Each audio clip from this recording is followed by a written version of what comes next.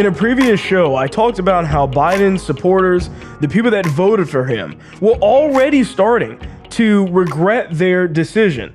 They were beginning to regret voting for this guy that on his first day eliminated more than 14,000 jobs. I'm pretty positive that that is the most jobs that any president in U.S. history has ever eliminated on their first day in office. We have a report coming out, and this is directly from the Keystone XL pipeline. This was a project that was going on that employed thousands and thousands of people. And you have this guy and different people talking about the fact that Biden pretty much forgot us.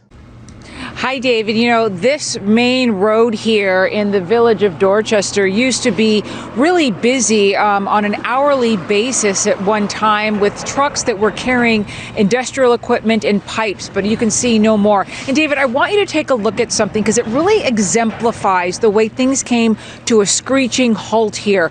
This is a field that is up the block from where we're standing. It's filled with pipes intended for the Keystone XL. Now they're just laying there, and the impact on businesses like this village of 600 was immediate. We had pipeline crews here during the COVID. It did help us because we served meals to them, you know, a lot of takeout. Got to meet a lot of nice people. It helped us during the restrictions. Down the road in Crete, Nebraska, truck driver Chris Olson fears his diesel costs will go up, and he wonders what someone who's worked decades on pipelines is supposed to do now. It's flyover country, that's what they call us. They don't, it's like we don't even exist. That's pretty much the, you know, what they think of us out here. You know, Biden wants to talk about himself as the kid from Scranton. This guy that just kind of grew up in middle America around steel workers and normal people.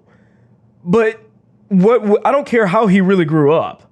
When your policies don't reflect that, there's no point in bringing those things up unless you were just trying to trick people into voting for you, which is exactly what pretty much happened.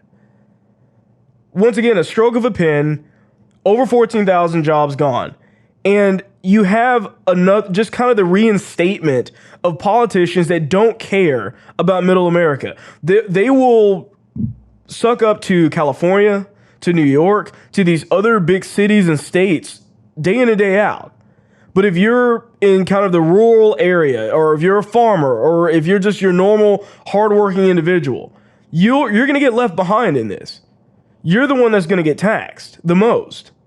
They don't care about you or anyone else.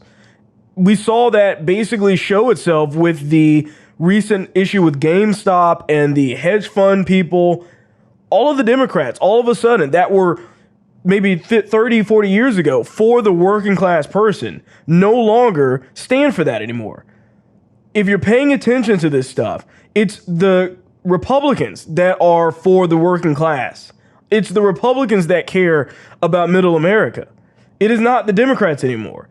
They have dropped that ball and turned in favor of those hedge fund people.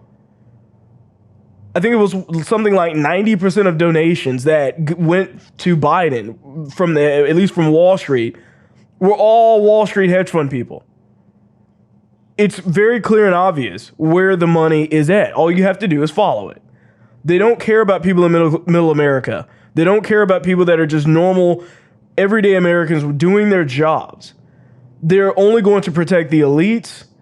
And they want to pretend as if they don't like them, that they don't like the super rich. But that's not the way that they operate anymore. That's not what the policies say, or they never would have shut this stuff down in the first place. And stories like this are just sad. You just watched a clip from the William Hall Show. Please remember to like, share, and subscribe.